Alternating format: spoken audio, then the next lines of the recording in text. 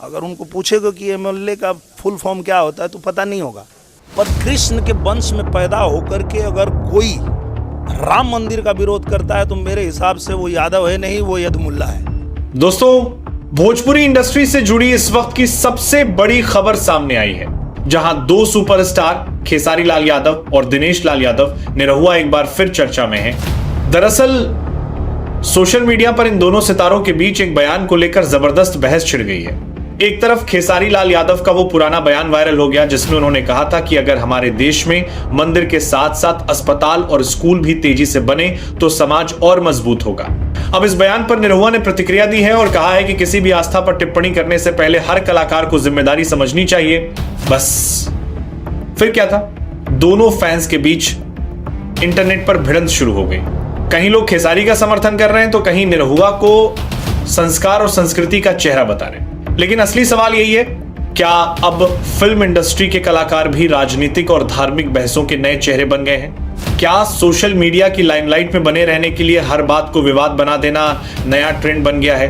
आप क्या सोचते हैं दोस्तों, कला और आस्था दोनों को अलग रखना चाहिए या नहीं? कमेंट में अपनी राय जरूर बताइएगा। पहले ये वीडियो देखिए। हाँ, एक बात और, चैनल को सब्सक्राइब कर लिया करो। आज कौन सुरक्षित है? आज भी तो हत्याएं हो रही हैं। अरे देखिए, सबसे बड़ी चीज कि किसी भी एनडीए के नेता से आप पूछिए ना कि आप जंगल राज छोड़ के ना अपना काम बताएं, वो कि उन्होंने बिहार को किया क्या है और बिहार को दिया क्या है।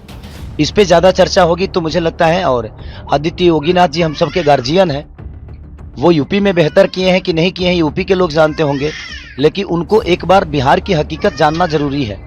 वो भी किसी नेता के मुंह से ही जंगल राज सुन लिए हैं, क्योंकि वो तो कभी यहाँ रहे नहीं और ना ही अभी रहते हैं वो। तो मुझे लगता है कि उनको छपरा में आकर ने एक बार घूमना चाहिए, यहाँ की गलियों को देखना चाहिए, यहाँ के व्यापारियों की दर्द देखनी चाहिए, तब शायद उनको पता चलेगा कि लोग क्यों सरकार बदलना चाहते हैं। अरे भाई, मेरे कहने का मतलब कि आप राम मंदिर को लेकर ही वोट मांगते हो तो मैं मस्जिद पर टिप्पणी क्यों करूं? मेरे कहने का मतलब कि राम मंदिर बनाना जरूरी है, बट क्या अस्पताल बनाना जरूरी नहीं है? रोजी रोजगार जरूरी नहीं है? शिक्षा जरूरी नहीं है? रोजी रोजगार के लिए ट्रंप को वोट करने जाएंगे हम कि आप ही को करेंगे? आप ही को किए हैं। मैं ये कह रहा हूं कि आप बनाइए, दुनिया में सारे हर जगह मंदिर बना दीजिए, लेकिन मंदिर से हमारे बच्चों का भविष्य तय हो जाएगा? मंदिर से अगर हमारे बच्चों का भविष्य तय होता है तो मैं चाहता हूं कि आप 200 मंदिर बिहार में बना डालिए और आप एक बच्चे का भविष्य तय करके बता दीजिए और दिखा दीजिए कि आपने कितने बच्चों का भविष्य उस मंदिर से किया है। मुझे कोई दुख नहीं है और ना ही मुझे कोई तकलीफ है। मैं कह रहा हूं, अब बनाओ। भगवान दिल में होता है, श्रद्धा में होता है, मंदिर में सिर्फ एक मूर्ति होती है। तो इसलिए मैं कह रहा हूं कि आप सब कुछ बनाओ, सिर्फ मंदिर क्यों बनाओगे? सनातन कहने से इंसान नहीं होता है। हमारे दिनेश भैया कह रहे हैं कि मैं यदुमुल्ला हो गया, मैं यादव कुल का आदमी हूं ही नहीं।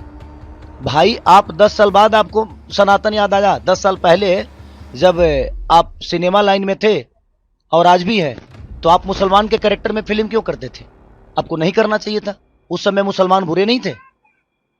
तो बात वहां है ना कि बदलते ये लोग हैं। इनसे आप जब विकास की बात कहिएगा और करिएगा ना, तो ये आपको डायरेक्ट लेके जाएंगे मंदिर मस्जिद के पास, और नहीं तो सनातन पे ले जाएंगे और बेमतलब की बातें करेंगे और उसी में आपको उलझा देंगे।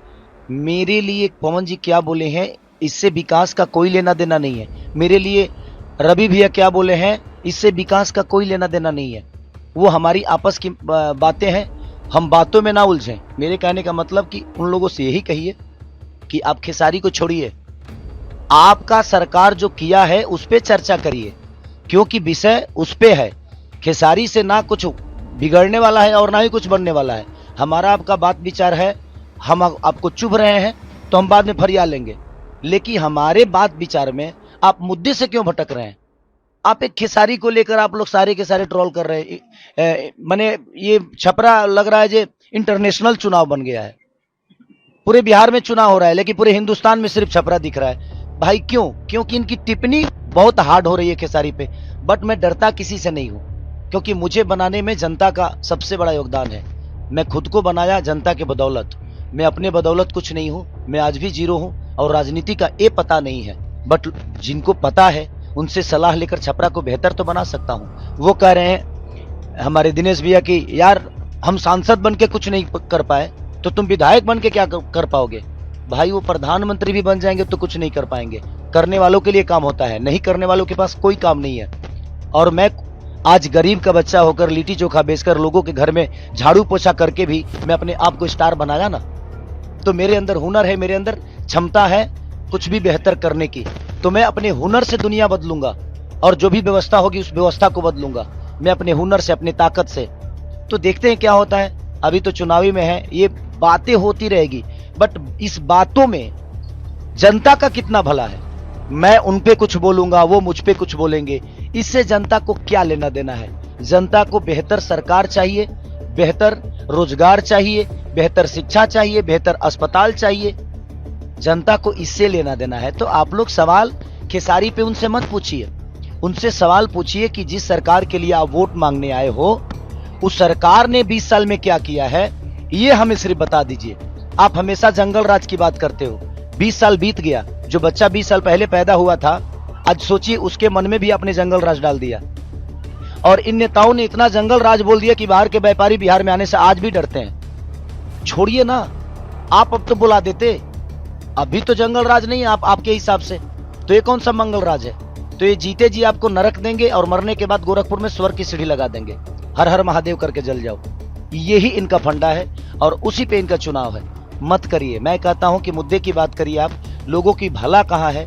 मेरा, रवि भैया का या मनोज भैया का, दिनेश भैया का या सम्राट चौधरी जी का या पवन जी का, बातों के विवाद से ना जनता का कोई लेना देना नहीं है। इसमें जनता का विकास नहीं छुपा है। ये बातें होगी, हम एक दूसरे पे कटाक्ष करेंगे लड़ने के लिए, जीतने के लिए, मरने के लिए, लेकिन इसमें जनता का इतना फायदा नहीं है। तो मैं हमेशा से कहता हूं कि आप लोग भी सवाल करो तो मुद्दे की बात करो। पवन जी ने खेसारी को क्या बोला, दिनेश जी ने खेसारी को क्या बोला, खेसारी ने उनको क्या बोला, इससे जनता का कोई लेना देना नहीं है। तो आप लोग भी थोड़ा सा संभलो, इस बात पे संभलो कि आपको सवाल क्या करना है। हमारा और उनका विवाद से जनता का भला नहीं होने वाला है। तो मेरे कहने का मतलब कि जनता की जो व्यवस्था है उस पे बात करिए, आप जनता की भलाई के लिए बात करिए। आप हमारे उनके मुद्दे को ना ऊपर मत करिए और उसको बढ़ावा बिल्कुल मत दीजिए। जो बेहतर काम करता है उसको चुनिए। आज बिहार के सबसे ज्यादा राजनीति खराब क्यों हुई है? क्योंकि यहाँ हर जात का एक नेता बना हुआ है, हर जात का एक नेता। तो जब आप जात का नेता ढूंढोगे तो आप विकास कैसे करोगे? एक बेहतर इंसान को चुनिए। बेहतर इंसान होगा, वो किसी जाति का है, उसका मोटो बेहतर है, उसकी सोच बेहतर है, तो आपके लिए बेहतर करेगा।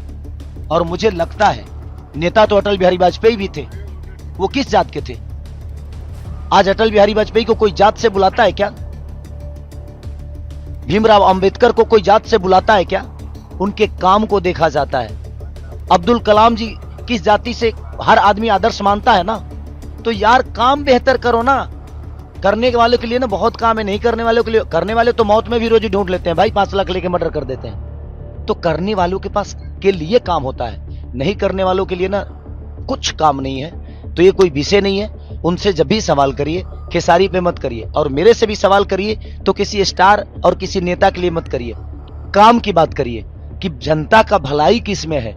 हम शायद उस मुद्दा पे बात करेंगे तो उसमें जनता का भी भलाई होगा।